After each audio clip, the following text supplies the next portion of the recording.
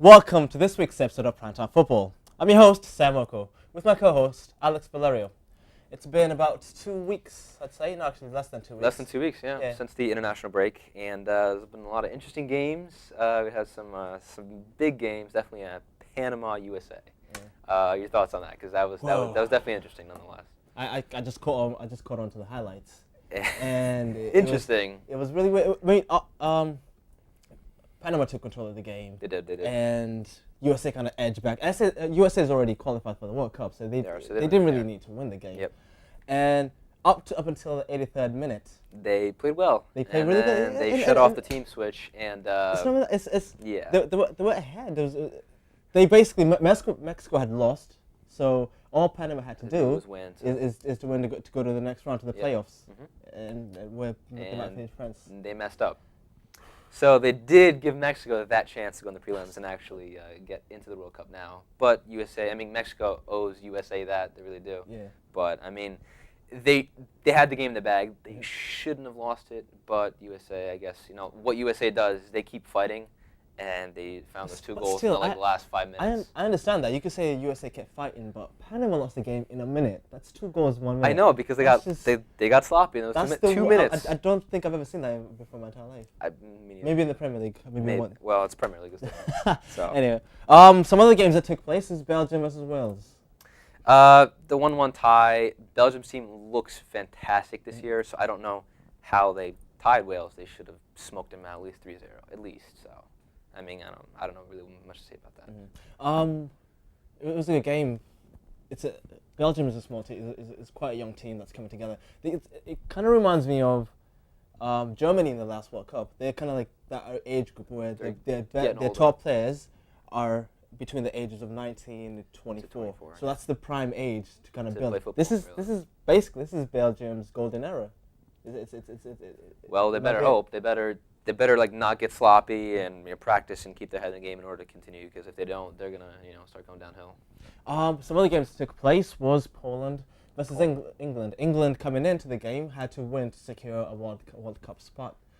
And get to prelims because they have to face off. No, if they lost or if they drew or they lost or tied, they get because they're in it now.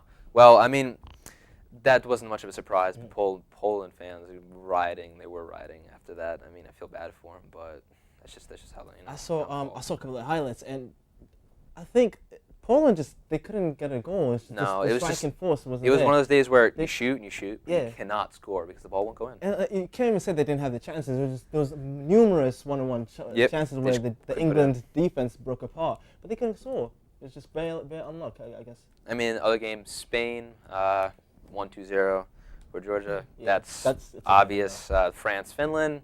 Finland's better than they used to be, back in the last 10, 15 years. But not enough to beat France, even though France does have a lot of problems within the team. There's a lot of controversy, but they did pull up the win, so they're going to go on. And then Portugal, Luxembourg, smoked them 3-0. They could have won by at least 6 goals, but some of the players were getting sloppy with no Pepe, Ronaldo, and a couple other players, got sent off for club duty. So but they played well and they scored beautiful goals. 2 of them were beautiful. One of Nani's goals is definitely beautiful. But overall, I think National Week was pretty good. Had some pretty good games, good turnout.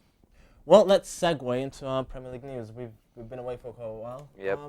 What matches are you looking forward to this weekend? It's not going to be an interesting weekend. Because basically, if you look at all the games, we have Chelsea, Manchester United, Man City. Yeah. They're all going to be easy games for them, and they should win.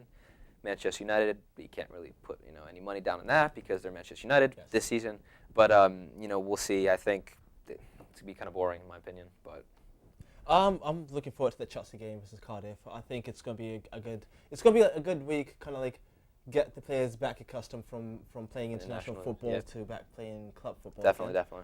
And it's I think for the most part it's going to be a good game. It's going to be a good week. I'm expecting a Chelsea win. I don't see any big upsets on the table. I'm still expecting Manchester City to roll over West Ham, which actually might be my game for the weekend to watch because I think if there's looking at these right now.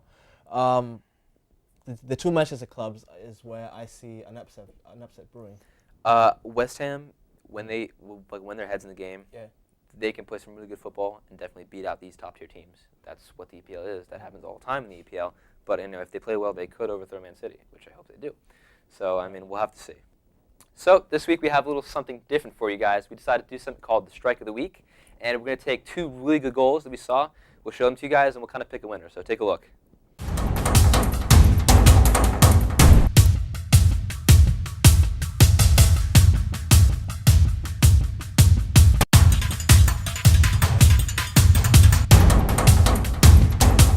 Well, those are some 2 really good goals, in my opinion. I think Nani did have a good goal with that assist from João Moutinho. I didn't see that back heel coming. Yeah, me neither. I thought it was going to go out of bounds, and I thought it just wasn't going to go in. Yeah. But when I watched it, I was in shock. It was a good goal. But then the Robin strike, that was good. I think that's more to the Turkish goalkeeper messed that up more than anything. It was an error on his part, but I mean it went in the goal. And look how far, what is that, 35 yards? That's ridiculous. I mean, but that just adds to the fact that he doesn't pass when he ought to pass. He just shoots. Well, that's Robin. He does score the goals, but, I mean, yeah, he should be more of a team player, I guess. But, right. Well, that's all we have this week for you here on Primetime Football. Catch us next week.